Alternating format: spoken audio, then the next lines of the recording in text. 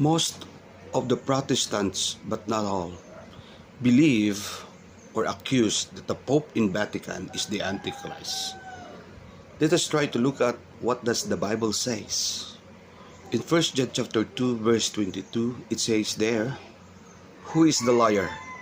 The liar is the one who denies the Father, the Son, as well as the Holy Spirit is called the Antichrist." Question: as a Catholic, do we deny God the Father, God the Son? No, because we believe that God the Father is God, God the Son is God. If you deny Jesus Christ as Lord and God, then you deny also God the Father. In the same way, if you deny God the Father as Lord and God, then you deny also Jesus as Lord and God. Who is the liar?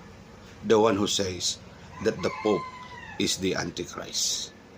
The Pope is not the Antichrist, but there is someone else who believes that Jesus is not Lord and God. There's someone else that denies the divinity of Jesus Christ. There's a big religion. They have another version of Jesus.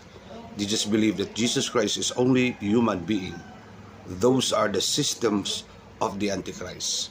But we Catholic, we believe that Jesus is Lord and God. We believe in God the Father, God the Son, and God the Holy Spirit. God bless us all in Jesus' name.